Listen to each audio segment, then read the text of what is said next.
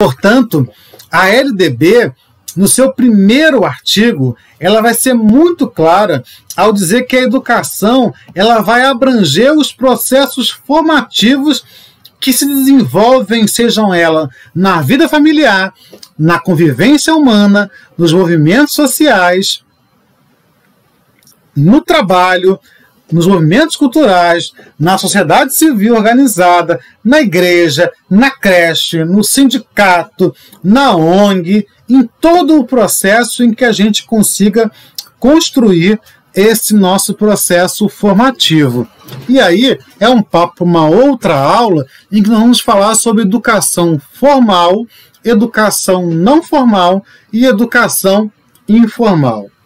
Entretanto, ao ir ao encontro desse processo formativo, vai também nos orientar que a educação escolar, ela deve vincular-se, conforme o nosso artigo 1º da LDB, ao mundo do trabalho e à prática social. A LDB, entretanto, ela além desse primeiro artigo, ela vai, no seu artigo 4º, dizer que o dever do Estado com a educação escolar, ele deve ser garantido mediante o quê?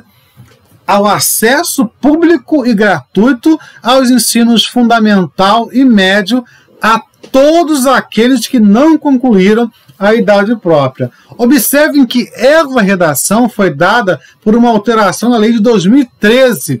Percebam que nós estamos falando de 1988, falamos de 1996, falamos de 2000, quando teve os nossos pareceres, mas ainda em 2013 nós estamos falando da reformulação de um projeto em que inclui o pobre, o negro, o favelado, a mulher, o carente, aqueles que não tiveram oportunidade, que por algum motivo na sua vida, sejam eles quaisquer que sejam motivos, e não será você e não será eu como professor que vai julgar esse aluno pelo motivo ou pelos motivos que os fizeram sair da sala de aula na idade própria com muitas aspas aqui, se remetendo àquilo que tanto a Constituição Federal quanto a LDB fala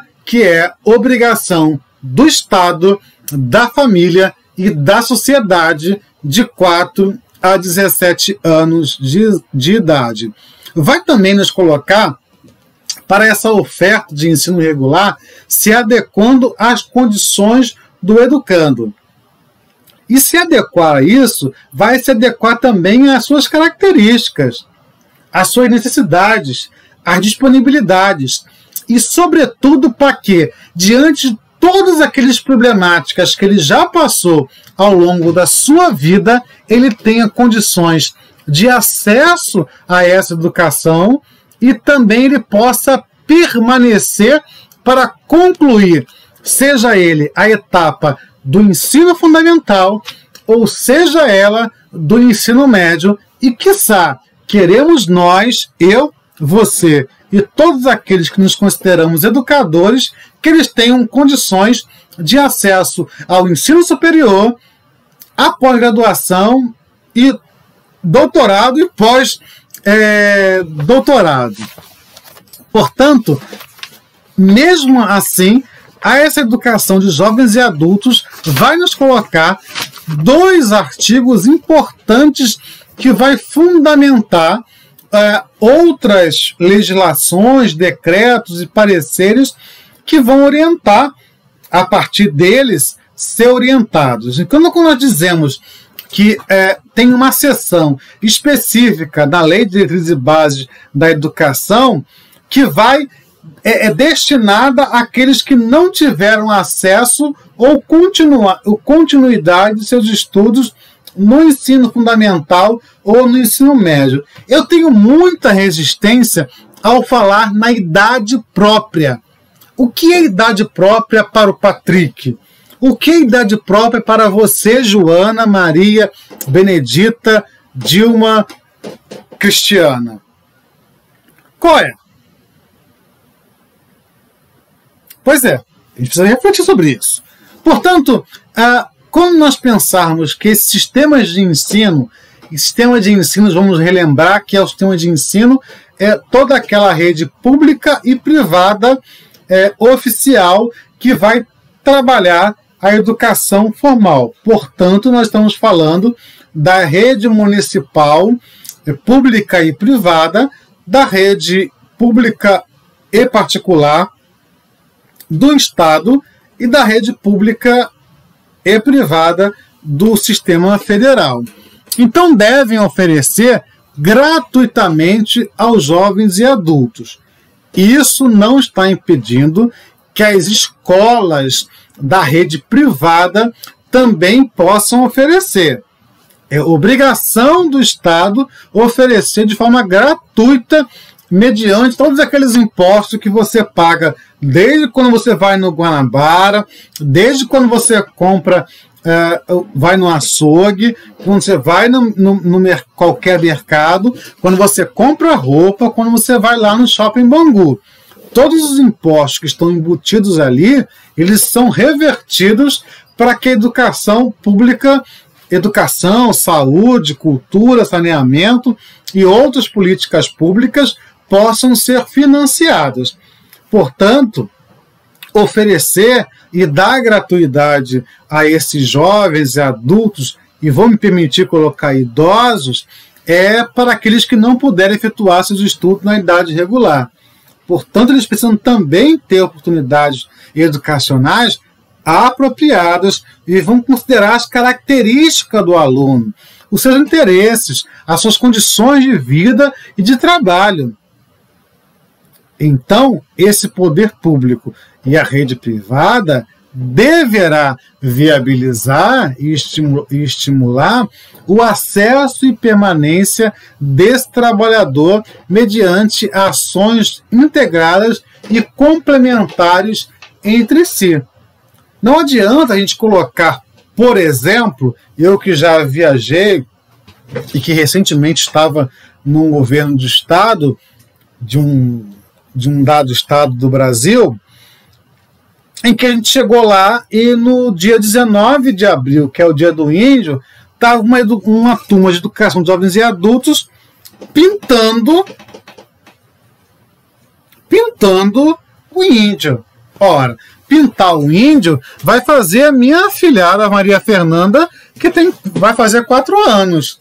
Agora, nós podemos incluir e contextualizar a importância do índio cultural, econômica e social desde a época da conquista lá em 1500, da tortura que eles sofreram, da catequese, da importância da disseminação da cultura brasileira. Tudo isso nós podemos fazer, mas não vamos colocar esse aluno de 18, de 25, de 50 anos para pintar o cocá do índio. Portanto, a gente precisa entender essa educação de jovens e adultos para além do ensino fundamental, como nós estamos lidando com uma criança de 6, 7, 8, 9 anos de idade. A gente também precisa entender que esse jovem, que esse adolescente, que esse adulto, que esse idoso, ao reingressar na educação formal, ele não pode, em momento algum, ser considerado como uma folha em branco, tal qual nós, quando recebemos uma criança na educação infantil, lá na creche, lá no ensino, na pré-escola, perceber ela como uma folha em branco.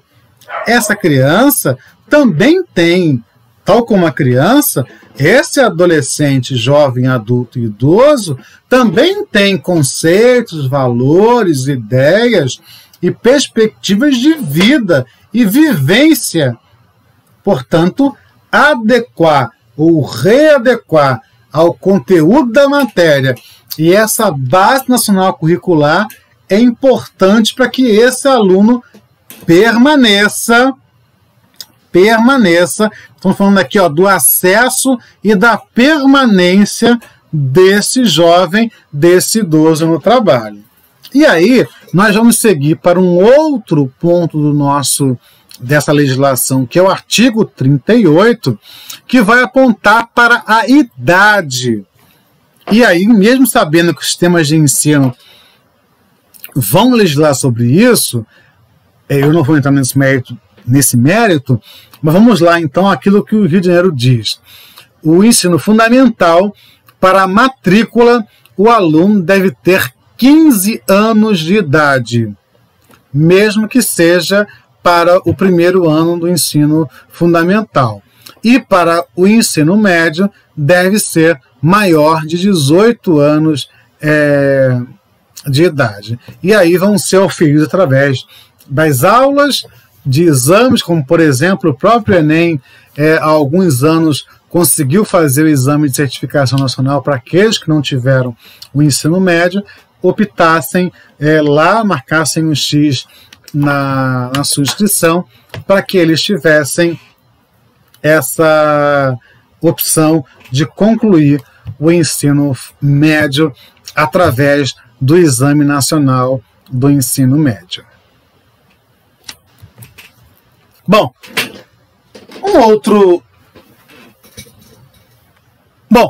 uma outra legislação também importante, ou outras legislações, são as diretrizes curriculares e as operacionais para a educação de jovens e adultos. E nela, nós temos aí desde 2000, 2010, e todo instante elas estão sendo revistas e revisadas na medida em que esse programa são nos colocado. É importante que a gente entenda que essa legislação ela deve ter um caráter próprio, exclusivo, pensando nessa educação para esse público, que é um público diferente do ensino fundamental regular, do ensino médio regular.